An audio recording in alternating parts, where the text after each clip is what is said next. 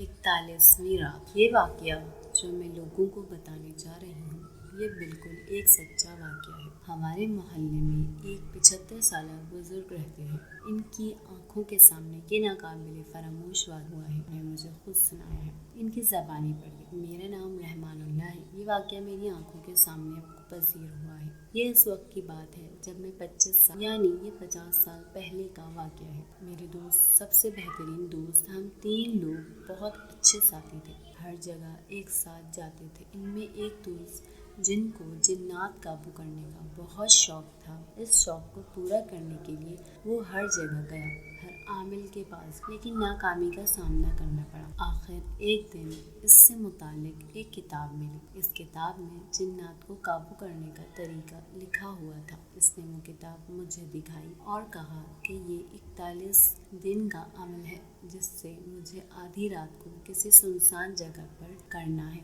और मैंने इस अमल को करने के लिए जगह का भी इंतखाब कर लिया है और दिन का भी। मैंने इसे बहुत समझाया, यार ये मत कर, इसमें तुम्हारी जान भी जा सकती, लेकिन वो नहीं माना। खैर, उन्होंने वो अमल शुरू कर दिया।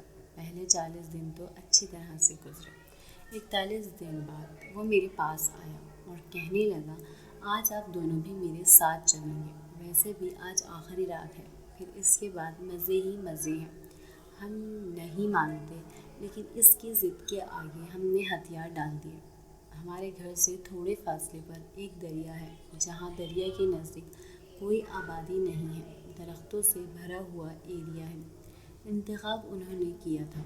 आधी रात को हम तीनों वहाँ पहुँचे तो इसने कहा कि आप यहाँ बैठ जाएं, मेरा इंतज़ार करें, वहाँ आप लोगों के सामने दरिया के किनारे शुरू करता हूँ। मैंने कहा ठीक है, और 2 दोस्त हम वहाँ बैठ गए। किनारे जाकर अपने गिर्द दायरा खींचकर वहीं बैठ गया जो हमें दिख रहा था, जो हमें तकरीबन 1 घंटे बाद दरिया के दूसरे किनारे 2 लंबे 20-22 फीट तो 2 आदमी दिखाई दिए। जैसे ही वो दोनों आए, हम दोनों डर और एक दूसरे के करीब हो गए। भैंसों का एक झुंड पता नहीं कहाँ से आ गया। चांद मुकम्मल था और हमें भी साफ तौर पर दिखाई दे रही थी। अचानक एक आदमी ने दूसरे से कहा, मुझे तो बहुत भूख लगी है। तो दूसरे ने भैंसों की तरफ इशारा करके जवाब दिया, ये तुम्हारे सामने खाना पड़ा है और तुम नहीं खा रहे हो। इसने हाथ बढ़ाया और एक भैंस को उठाकर एक ही निगाह में सारा का सारा खा लिया। फिर दूसरा, फिर तीसरा, और इसी तरह सारे भैंस वो खा गए। इसने कहा कि इससे तो मेरा पेट नहीं भरा।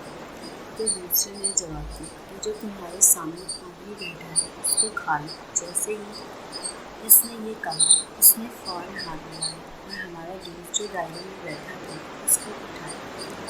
जैसे ही इस आदमी ने मेरे दोस्त को उठाया, हम दोनों ने अपने जूतों को भी नहीं छोड़ा और तेज़ी से घर की तरफ दौड़ लगा दी। पीछे मुड़कर भी ना देखा। वो पहुँच गया।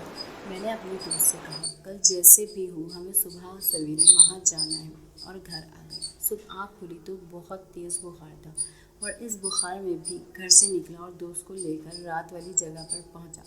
लेकिन वहाँ पर मेरे दोस्त की लाश और हमारे जूतों के अलावा कुछ भी नहीं था। मैं हैरान हूँ, आखिर ऐसी कौन सी गलती हुई मेरे दोस्त से जो इन्होंने इसकी जान ले ली। पहले 40 रातें तो अच्छी तरह से गुजरी, फिर ऐसा क्या हुआ जिसका जवाब मुझे अभी तक नहीं मिला।